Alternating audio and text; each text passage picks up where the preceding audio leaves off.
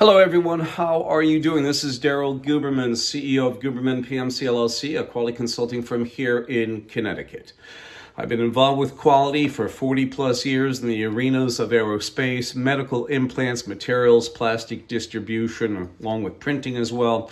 Plastic distribution, I was involved with every industry under the sun. We have some very important people here today, and I want to let everybody know that the data will be found down below this video. This is an introduction. I am not going to go into the litany because it will be a 19 to 20 minute video talking about the extremes, about the accreditation bodies of ANSI, ANAB, the American National Standards Institute, the American National Crediting Board.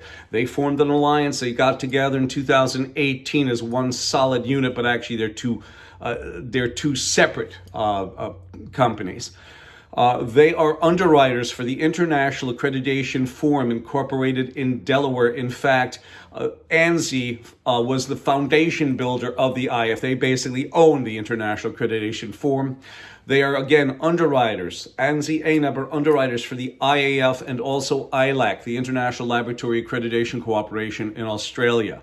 I'm not going to go into the litany. We do have some special people here.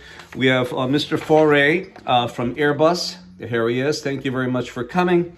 Olivia Andres from Safran, CEO and Director. We also have Jean-Paul Alavary.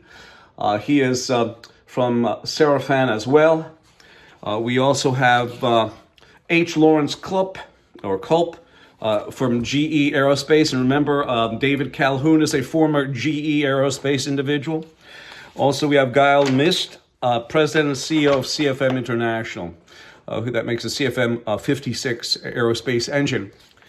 This video today is about QA expert Daryl Guberman warns CEOs from Airbus, Safran, GE Aerospace, and CFM International. Disaster awaits.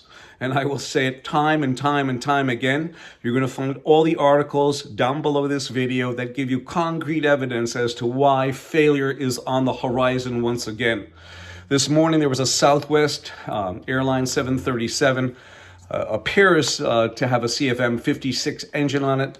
They've had issues. I will also say this emphatically. Almost 6 months ago, almost a year ago, there was an AOG Technics that makes parts for these aircraft engines, whether it's Boeing or Airbus. They make these parts and they fudged documentation on these parts that went into the engines. Now, how do we know as the public that these engines didn't migrate into service? There were over 50 different parts from what we understand. The article will be down below this video. We're going to leave it here right now, but this is very important to watch this, to read the description. All the data will be down below about AOG Technics. You not only have them fudging documentation, but you had Pfizer fudge documentation on the manufacture of COVID. J&J do the same thing. You have Boeing who fudged documentation most recently, and they got fined $8.1 million.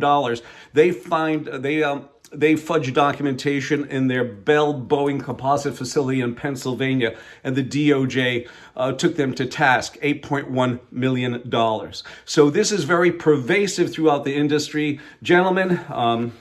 CFM, you have Mr. GE Aerospace, you also have, again, Mr.